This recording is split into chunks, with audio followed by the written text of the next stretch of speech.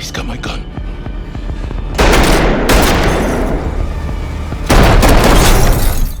Welcome everybody to another episode of Ready Speaker. I am your host Roland Urucci. Now yes, I am ready to speak about a lot of topics, but I've been really focusing on movie reviews lately until I get some guests on the show. And you just saw a clip of a new movie for 2023, Reptile. It's by Netflix. Let's go over some of the stuff on IMDb if we can real quick.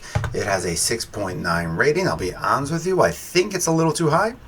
Let's see, director is Grant Singer, writers Grant Singer, Benjamin Brewer, and Benicio del Toro.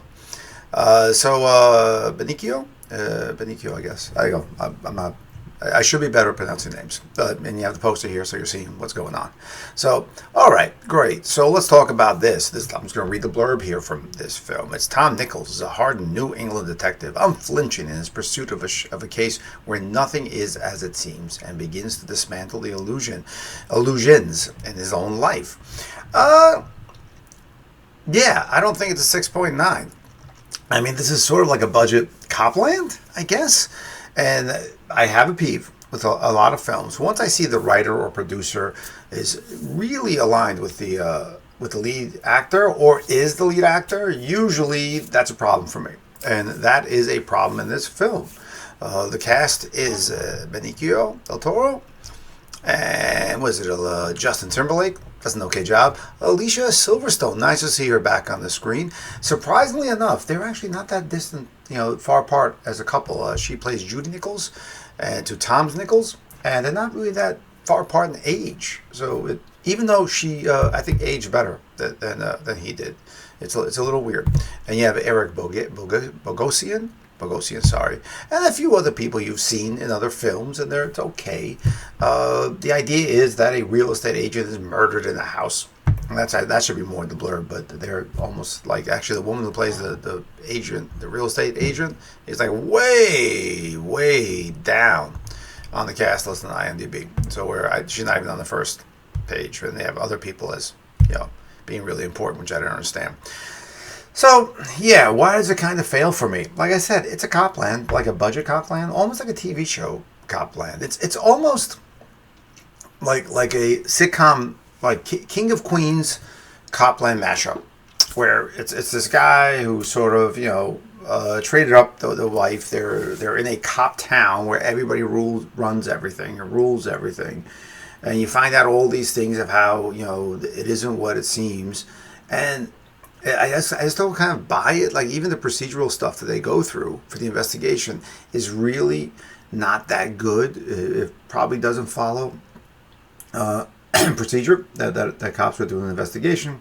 A lot of the cops do investigating on their own, putting a perp in a room alone with only one cop. I mean, there's so many things, and there's so many indicators of how things are going south, because the story doesn't really seem 100%. I mean, I know it's shot from Tom Nichols' POV, so you're only seeing really what he's doing, and that's, again, back to the peeve of who's the head writer, who's the producer, who's the executive producer, and because he's so much a part of the production, I feel like the production goes really only towards him and doesn't involve everything else. His relationship with Judy, it's okay. It's almost like they're it feels like their honeymoon phase. They're very petty with each other. They're petting each other and then hugging each other and all this other stuff. Yet they're snippy with each other, kind of like some off-color jokes that I didn't think landed as well. They might be jokes or things they know about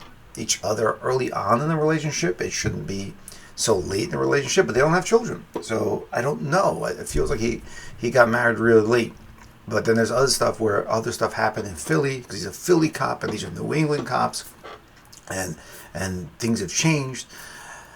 I mean, you have Justin Timberlake as Will Grady. He's like a creepy character. I don't know. It just seems like maybe it's a bigger story. Maybe it should have been a 3-episode story. It felt very much like a True Detective sort of series that was just put into one film, and they mimicked the stuff that was happening in other series that were on HBO, which ran 8 episodes or 10 episodes.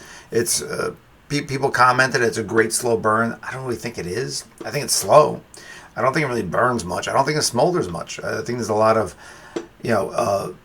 Tom Nichols definitely. He's brooding. He's one of the broodiest guys I've ever seen. And I kind of, I saw the twist in the end. One of the many things that are supposed to be shocking at the end.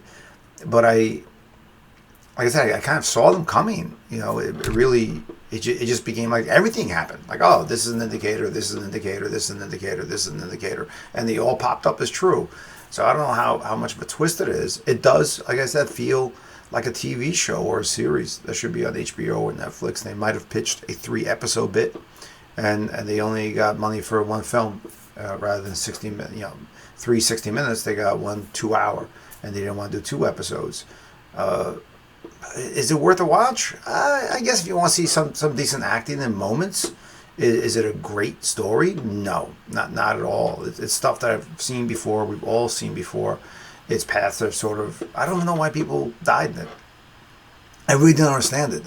I got the breakdown, but it wasn't Peter Falk. He's trying to be sort of like Peter Falk, like Columbo in this, where he's constantly like thinking in his head. And it's weird stuff, like weird flirting going on, like weird conversations. Like I really don't know. I think a lot of stuff was left on the floor. That's what I think. I think a lot of stuff was shot, and it was cut down to about 2 hours, and everything else was like left out. There's even a couple scenes.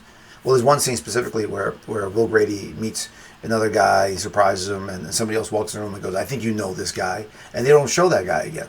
Now, I think I know who it was, and maybe that's the reason they did it, but they don't really show his face, so you don't know. But I'm almost certain it's another character that walked in, just by the height and the silhouette of the body. And I felt like it should have been more. Like you needed to find out more about that character, but you didn't. You didn't. You just didn't find out anything. Except everybody's kind of fucked up in this town. And then the resolution doesn't even show the trauma. It just shows, hey, we're hanging out at home having dinner. So I don't know if I want to see a movie where everybody's like, hey, we're hanging out at home having dinner. So that's kind of like my review. You can watch it. It moves you along. If you love the actors, that's great. If you want to see, oh, look at that. We're going to stop that for a second. I'll give them a call back in a second. Live recording, live to tape. That's what I do. Well, that's actually a sign for me. Let me get done here. So, Ready Speaker, Roland Rucci. Subscribe, like, share. Please, please, please come and call me if you want to do a comment. If you want to be on the episode, then we can maybe do something, okay? Otherwise, like I said, like, subscribe, share. See you soon. Roland Rucci from Ready Speaker. Goodbye.